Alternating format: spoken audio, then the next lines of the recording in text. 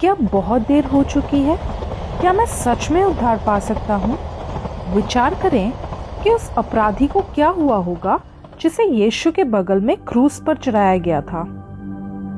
लूका रचित सुसमाचार 23वें अध्याय के 41 से लेकर 43 तक के पदों में इस प्रकार से लिखा है, और हम तो न्यायानुसार दंड पा रहे हैं क्योंकि हम अपने कामों का ठीक फल पा रहे हैं, पर इसने कोई अनुचित काम नहीं किया।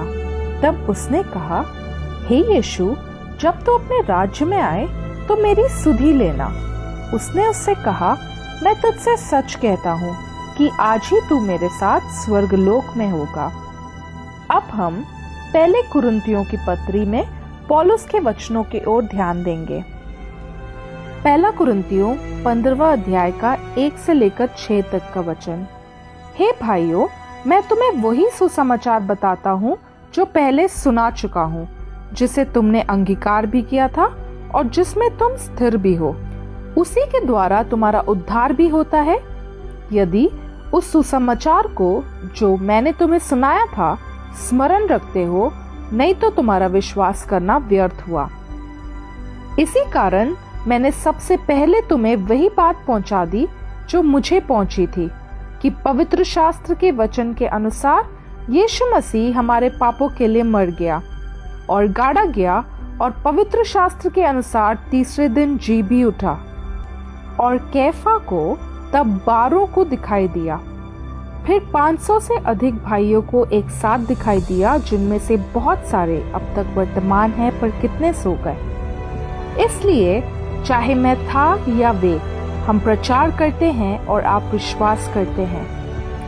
रोमियो में वर्णित सरल सत्य का विचार करें। रोमियो की पत्री 10वां अध्याय 9 से लेकर 13 तक के वचन। क्योंकि धार्मिकता के लिए मन से विश्वास किया जाता है और उद्धार के लिए मुंह से अंगीकार किया जाता है, क्योंकि पवित्र शास्त्र ये कहता है, जो कोई इस पर विश्वास करेगा वो लज्जित ना होगा। यहूदियों और यूनानियों में कुछ भेद नहीं, इसलिए कि वो सबका प्रभु है और अपने सब नाम लेने वालों के लिए उद्धार है, क्योंकि जो कोई प्रभु का नाम लेगा वो उद्धार पाएगा। देखें, परमेश्वर ने इस सरल सत्य को संदेशित करने के लिए जेल में पौलुस और शीलास को कैसे उपयोग किया। प्रेरितों के काम 16वां अध्याय 25 से लेकर 33 तक के वचन।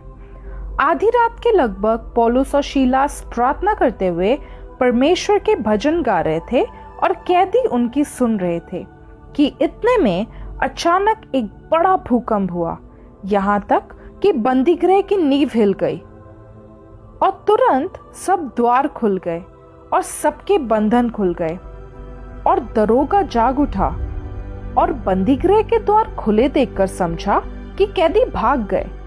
अतः उसने तलवार खींचकर अपने आप को मार डालना चाहा, परंतु पौलुस ने ऊंचे शब्द से पुकार कर कहा, अपने आप को कुछ हानि ना पहुंचा, क्योंकि हम सब यही हैं। तब वो दिया मंगवाकर भीतर आया और कांपता हुआ पौलुस और शीलास के आगे गिरा और उन्हें बाहर लाकर कहा, हे सज्जनों, उद्धार पाने के लिए मैं क्या करूं? उन्होंने कहा, प्रभु यीशु मसीह पर विश्वास कर तो तू और तेरा घराना उद्धार पाएगा। और उन्होंने उसको और उसके सारे घर के लोगों को प्रभु का वचन सुनाया, और रात को उसी घड़ी उसने उन्हें ले जाकर उनके घाव धोए, और उसने अपने सब लोगों समेत तुरंत बपतिस्मा लिया। उद्धार पाने के उस पल में जब हम यीशु में विश्वास रखते हैं, देखें कि एक नए विश्वासी के साथ क्या होता है। इफिसियों पहला अध्याय 11 से लेकर 14 तक के वचन। मसीह में हम भी उसी की मनसा से, जो अपनी इच्छा के मत के अनुसार सब कुछ करता है, पहले से ठहराए जाकर विरासत बने, कि हम जिन्होंने पहले से मसीह पर आशा रखी थी उसकी महिमा की स्तुति का कारण हो। और इसी में तुम पर भी, जब तुमने सत्य का वचन सुना, जो तुम्हारे उद्धार का सुसमाचार है, और जिस पर तुमने विश्वास किया, प्रतिज्ञा किए हुए पवित्र आत्मा की छाप लगी, वो उसके मोल लिए हुओं के छुटकारे के लिए हमारी विरासत का बयाना है, कि उसकी महिमा की स्तुति हो। अंत में विश्वास करने और उद्धार प्राप्त करने के पश्चात एवं पवित्र आत्मा के नए विश्वासी में निवास करने के पश्चात बपतिस्मा अगला कदम है, जो आंतरिक परिवर्तन का एक बाहरी पेशा है। प्रेरितों के काम 16वां अध्याय का 13 से लेकर 15 तक का वचन। सबत के दिन हम नगर के फाटक के बाहर नदी के किनारे ये समझ कर गए कि वहाँ प्रार्थना करने का स्थान होगा और बैठकर उन स्त्रियों से जो इकट्ठी हुई थी बातें करने लगे। और लुदिया नाम थुआतीरा नगर की बैंगनी कपड़े बेचने वाली एक भक्त स्त्री सुन रही थी और प्रभु ने उसका मन खोला ताकि पौलुस की बातों पर ध्यान लगाए।